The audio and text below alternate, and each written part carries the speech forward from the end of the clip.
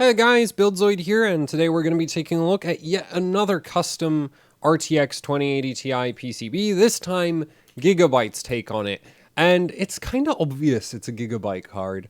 Like, it's just something about, it's just something about Gigabyte designs where it's really obvious that it's kind of like, oh yeah, this is probably Gigabyte. Like, I don't mean this, if you cross this out, and you had asked me to guess who makes this, Gigabyte would probably be my choice because a lot of the other like MSI, Asus, EVGA, they all try to keep their PCBs relatively clean, and Gigabyte just kind of does, well, this, right? Where they're just like, yeah, we're just cram stuff onto the card, as much stuff as possible.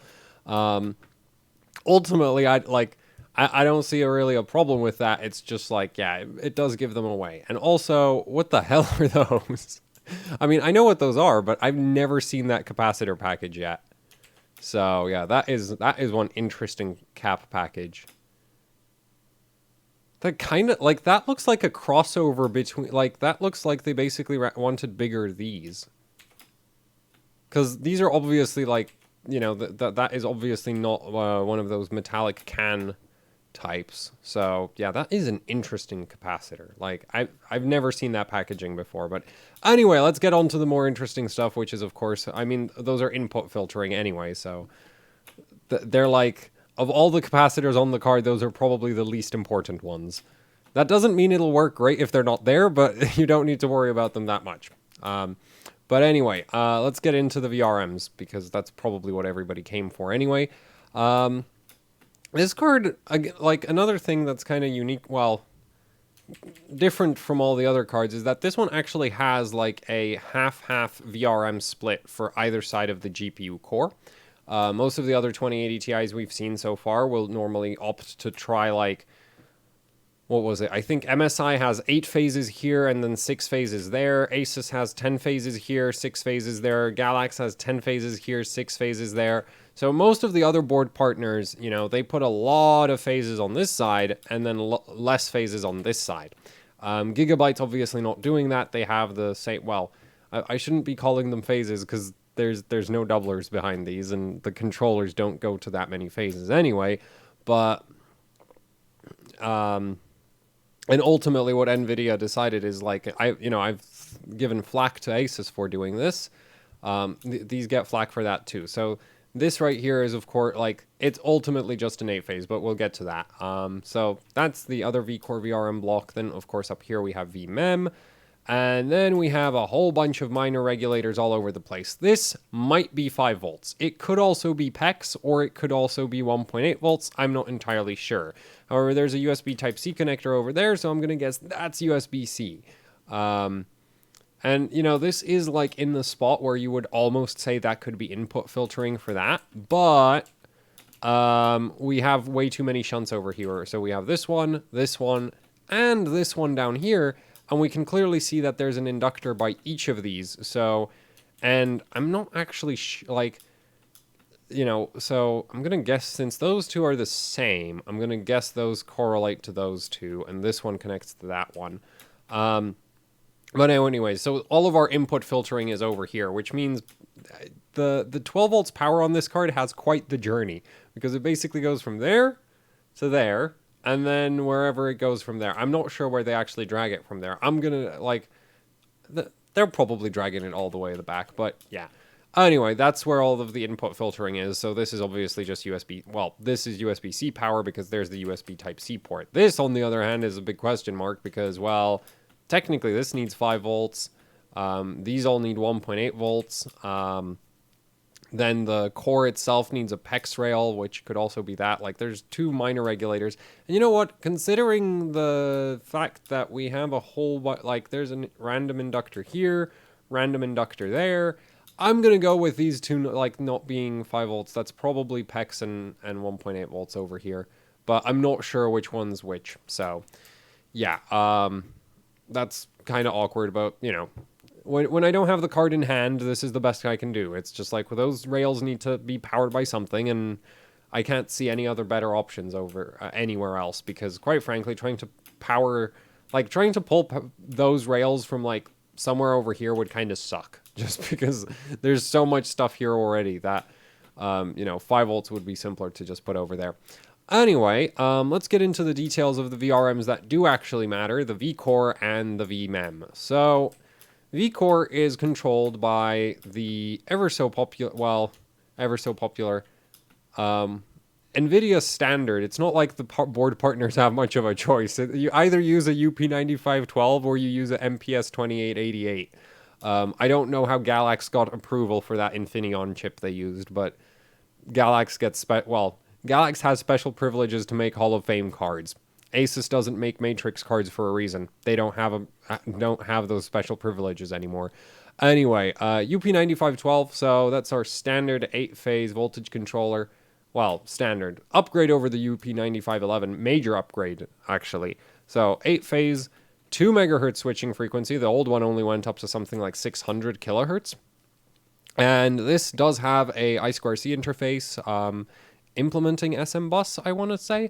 And at the same time, the primary method of voltage control on this thing is, of course, NVIDIA's PWM vid interface, which means that if we had a data sheet, this thing would be really easy to mod. Without the data sheet, this is actually kind of hard to find because there's like 3 pins that make up the circuitry for that. And once you find those, you can do a lot, but without that, it's kind of a pain. Anyway, actually, if I had the card and you were brave enough to try stab that thing while it was running, you could probably figure out how that is wired up, but that would not be a pleasant thing to do. Anyway, that's our controller, and it's only an 8-phase, and this being a 20 series NVIDIA card, there is, of course, no doublers. This is pretty standard for these. So ultimately, this VRM, which looks very much like a 16-phase, is an 8-phase because, well, what's going on is you take one PWM signal and you shove it into 2 power stages at the same time. And yeah, Gigabyte's card is so crammed that you can't even properly, like on a lot of the other cards, you can very clearly see the current monitoring circuitry, but here it's just like, it's probably some of these resistors over here, but really hard to say. So anyways, ultimately, like, this is going to be running in groups of 2 because there's no doublers anywhere on this PCB. There's a lot of stuff here, but doublers aren't part of that stuff. So yeah, you get your 1, 2, 3, 4. You know what? It's actually possible 5, 6, 7, 8 that they're not necessarily, like, they don't necessarily have to be groups of 2. It's just that I think anything other than groups of 2 would be really weird, because you could do something like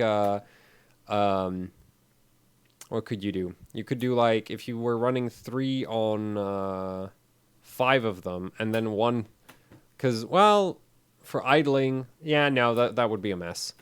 I was just thinking how you could rearrange this so you would have a single phase for idle, because idling on 2 power stages in parallel like this is generally not the most efficient thing ever, because you don't have control over the amount of current going through either power stage, and if there's too little current going through these things, they get really inefficient. So, yeah, but ultimately it probably, well, really inefficient if you were in like a laptop environment where you would actually care about 1 or 2 watts of extra power, heat dissipation, whereas on a desktop system with a GPU, it's just like completely irrelevant, because the power supply is going to be, at least 200 watts for the whole thing. So, well, the whole card, once it's under load, is like 250 watts. So 2 or 3 watts at idle, because you're putting power stages in parallel, isn't going to really make a whole lot of difference.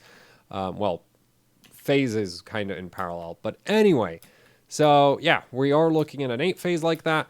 And that's pretty standard for all of the 20 series cards, so I'm not going to bash Gigabyte for doing this. It seems to be a requirement from NVIDIA to not use doublers. Because I don't think anybody's actually trying to save money on this, because there was a bunch of 1080 Ti's where they had 1,000,000 phases and then they, like, with doublers, and so it's kind of odd that suddenly it's like, oh yeah, we're not using doublers anymore. So anyway, the power stages being used are, of course, the FDMF, There are a few options, but the more popular ones are, of course, the FDMF 3170s, because those are the ones that NVIDIA themselves use, and these are, as far as I'm aware, currently the cheapest 70 amp smart power stages you can get. And they're called smart power stages because they integrate both over temperature protection, over current protection, and they have built-in current monitoring. So these have much more accurate current sensing than, say, some other VRM, like previous power stages. So that's part of the new specification for these from Intel, actually, which is also why their entire datasheet is always spec'd in 1.8 volts. So efficiency-wise, what we're going to be looking at here is is going to be great. I mean, we still have this is pretty much like the standard for high-end NVIDIA cards in terms of VRM. So you know it's up there, but let's take a look at the numbers. So operating parameters are of course 500 kilohertz because that's where the datasheet specs at, and 1.8 volts output, and we're also going to be doing. I'm just going to put 1.8 and 1.2 volts. So 1.2 volts is scaled off of a data sheet I have for a similar 70 amp smart power stage, but that data sheet, I can't actually talk about which one I have, but that one does include scaling down to 1.2 volts. So I'm just using that because that's a better reference point than trying to use like previous generation power stages, which were really meant to output 1.2 volts. Not 1.8, and that can change the voltage scaling quite a bit. So then, let's go through our current capabilities. Oh, and these, of course, run off of 5 volts, but at this point, you should be aware of that if you watched any of my previous videos featuring any 70 amp smart power stage, because they all run off of 5 volts. They're very standardized in that sense. There are some minor efficiency differences between them, but power and footprint, you can just swap these out. They're identical in that sense. Now then, 200 amps output, which is going to be around what you'd expect at stock current. Well, that's probably a little bit below stock current draw. So 1.8 volts, you're going to be looking at about 20 watts of heat output, and 1.2 volts, you're going to be looking at about 17 watts of heat output. So, you know, not a particularly large drop going down.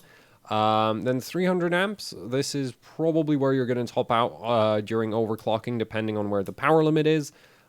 Here, and in the previous video where we had this kind of 16 power stage VRM setup, I actually wrote that 300 amps would be, and it was really similar VRM on the Zotac 2080 card.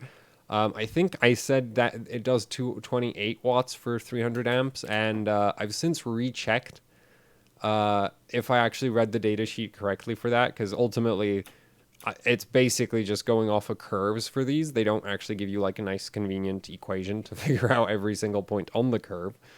So yeah, last time I basically kind of undershot it a bit. So anyway, this time around we're going with 30 watts, but again, about, right? That's why I say about 30 watts of heat, not 30 watts exactly, because there's me reading the data, there's margin of error just trying to read the damn curve they put in the data sheet. But, you know, plus minus 2 watts isn't really going to make a whole lot of difference here. So anyway, so 300 amps, 30 watts at 1.2 volts, you're going to be looking at more like 26 watts.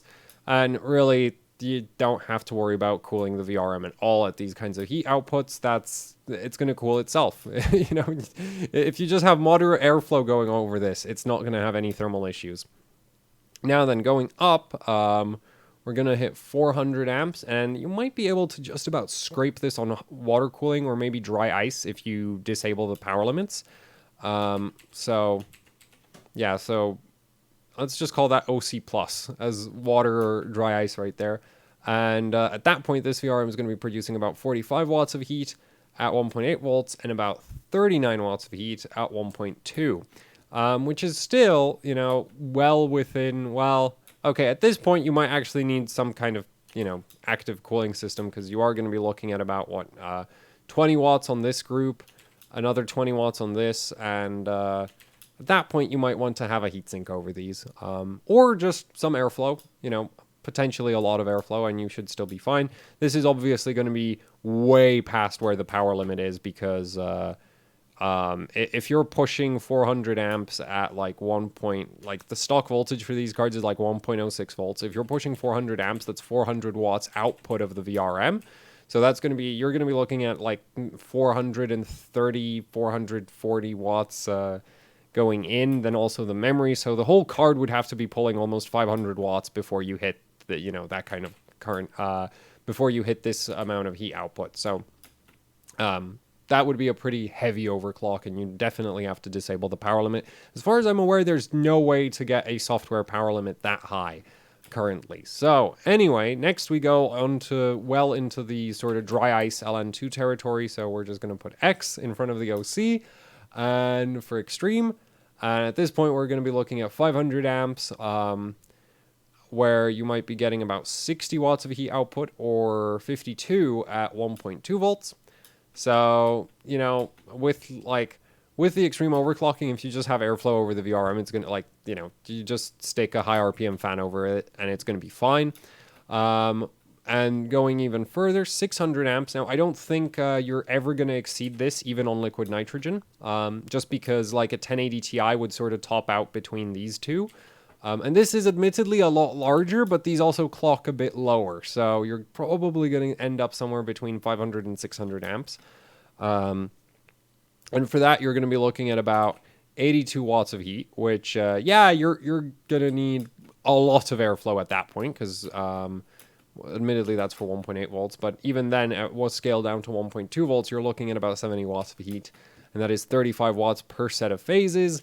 You're going to want, like 2000 RPM fans on either side. Of course, when you're on liquid nitrogen, the nice thing is that if you can also just kind of rely on thermal inertia, as in how long it takes for the VRM to overheat being longer than the benchmark is. So, you don't really need to bother with like heat sinks on VRMs while running liquid nitrogen. You just have to have a VRM that doesn't overheat before the benchmark finishes, which is why this would totally be viable with just a fan over it. Not necessarily even heat sinks. Now, going up even further, 700 amps, and this is just kind of like a theoretical point. The VRM would be producing about 106 watts of heat at 1.8 volts, or about 92 at 1.2 volts. And at this point, it would be really damn hot, wouldn't it? Yeah, ultimately, this is not the most efficient of the sort of 2080 Ti's out there. Asus with their Texas Instruments power stages are a bit more efficient, ever so slightly. And I think Galax is also on those same power stages, and I think the International Rectifier 70 amp power stages might also have a bit of an advantage. But I've not actually checked what happens when you put 16 of them. Well, I've not checked what happens at these super high current outputs for those. But ultimately, this is still like, as far like this VRM is not going to limit you in any way, shape, or form, right? It's still one of these ridiculous 8-phase VRMs that we see on the. Actually, this is really similar to what you'd get on a Titan V. So yeah, power stages wise, this is sort of like not going to have any problems, even if you go on liquid nitrogen or something like that. Which is pretty standard for, like, it's getting boring with the 2080 Ti's, because this is like, I feel like every single one of them is just like, yeah, you can get away with LN2, because even the Founders Edition would probably be mostly okay. Now, one thing that I don't like, though, from Gigabyte is these chokes. They're a lot smaller than what everybody else uses, and I mean physically smaller. And the reason why I'm pointing that out is because the current capability of chokes basically is entirely tied to kind of their size.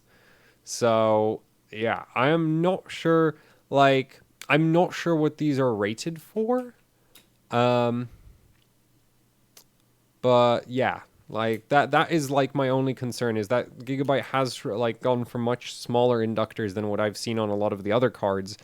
And yeah, well, ultimately, what you've got, well, you need a little over 30 amps of current capability per inductor, which these probably have. I'm not entirely sure, but like, if you were on LN2, like you'd need if you wanted to hit that, right, we have a bit less than 60, we have a bit less than 20 phases, so you'd be over 30 amps on each of them. So basically these have to be able to handle, like, for me to feel safe with these, you know, I'd like these to be like 40 amps saturation current, 40 amps RMS. But yeah, I'm not sure if they actually do that. Because, yeah, anyway, these are, like, Magic is a standard, like, Foxconn part, and the low inductance does mean that they should be, like, for the size, they should be relatively high current capability, but I'm really not sure, ultimately where they max out, because I don't have a data sheet for them. You can't really look these things up, because these are just, like, a generic Foxconn part, and if you just, like, it'll basically be like, oh, yeah, we make all of this at 150 nanohenries, and then it's just like, well, that's really not useful. I have no idea what any of, like, you just get, like, a big parts list of stuff you can order, not, like, specific parts and what they're capable of. So, yeah. But that is really my only concern with this VRM. Obviously, on ambient overclocking, you don't have to worry about that. It's just that on LN2, you know, this... like, having the inductors saturate would lead to you having a very bad day, because basically when they saturate, their inductance goes way down, and then your output ripple on the VRM just goes absolutely nuts. So you really don't want that happening. And if they're not rated for continuous, you know, high current throughput, then basically what happens is they get hot, and then they keep getting hotter, because ultimately these do have a certain amount of resistance, and yeah, they heat up from resistance. They also heat up from core losses, just the magnetic field going through them as well. So yeah, that's like the only concern, but that's really just for extreme overclocking. And even then, I think these probably can do 40 amps. It's just like, I'd prefer to know for sure. Anyway, so yeah, Vcore VRM, I probably would, well, if Gigabyte gave me the spec sheet for these, I'd take it for LN2. Probably anyway. But yeah, so this is just, you know, standard high-end RTX 2080 Ti VRM situation where the VRM is great, and it'll probably be fine even on liquid nitrogen. Just the inductors are like... I'd like to know what they're rated for, because they are a bit small. And that generally translates to lower current capabilities. Anyway, memory VRM, standard 3-phase, 1, 2, 3. That you can't actually put those in parallel, so luckily that does have to be 3 phases. The controller is yet another one of those 8-phase UP9512s. This time's just running 3-phase mode. This is actually a straight copy-paste off of the reference card. Like, they're even using the same inductors, if I'm remembering correctly. So this ends up doing about 20 amps at about, well, 20 amps at about 2 watts of heat, 30 amps at about 3 watts of heat, and 40 amps at about 3.5 watts of heat. So standard, you know, 3-phase RTX 2080 Ti memory VRM, massive overkill. You don't need to worry about this. This is never ever going to need any heat sinks, even on liquid nitrogen. So that's good, I guess. But yeah, so that's the front of the card. But this is something interesting on the back of the card that I wanted to point out. Like, Gigabyte has just cleared this area. There's nothing there. That's, yeah, I'm not sure why they went that far, because ultimately it just means the front of the board looks like a really cramped like this. For current monitoring, we of course have the two on semiconductor 45, what are they? The NCP 45491s. Yep. And then we have a bunch of the UP, what are they? UP7651s scattered around the board. So I think like that chip over there, that might be one of them as well. That could be. There should be one some. Oh no, they're probably doing it over here then. Yeah. Okay, but anyway, there's also a bunch of UP7651s for 12 volts power management. So basically, these are current balancing, changing, and by current balancing, I mean like the phases, like the voltage controller itself can balance the phases, but it can't necessarily balance the power inputs, because it doesn't actually see how much total current is going on going through each input, and The controller isn't quite smart enough. Like, you can tell it to prefer a certain set of phases over a different set of phases, but it won't, like, that won't give you current balance on your inputs. That'll just mean that you'll have more current balance, like, you'll have generally more current going through one part of it than through one part of the VRM than the other, or through one connector than the other. But if you want to actually current balance your connectors, you need to do something about your 12 volts allocation, which is what the UP7651s and the NCP45491s are here to take care of. There's also a bunch of MOSFETs scattered around the card to do that. So, yeah, and that's pretty standard, RTX 2020 series GPU stuff. And of course, the shunts, I'm pretty sure I've covered how I like to modify these. So if you want to see that, there's you can probably just search. There's videos about that on my channel. I'm gonna try link them in the description below. So yeah. Anyway, that is it for the RTX 2080 Ti from Gigabyte. It's a very Gigabyte card, right? It's really cramped. There's tons of stuff everywhere. And ultimately, it's just another one of these high-end RTX 2080 Ti's where you get your Poser 16 phase, also known as an 8 phase, though admittedly in the case of Asus, it's a 10, which is kind of fun. And Galax also has a 10. But yeah, that is it for the video. So I guess thanks for watching. Like, share, subscribe, leave any comments, questions, suggestions down in the comment section below. And if you'd like to support what I do here with AHOC, I have a Patreon and also t-shirts you can buy. There's links to both of those. There's a link to both of those down in the description below. And yeah, that is it for the video. I don't think I'm forgetting anything, so I'll just press the stop button now. Where is it? There's the mouse.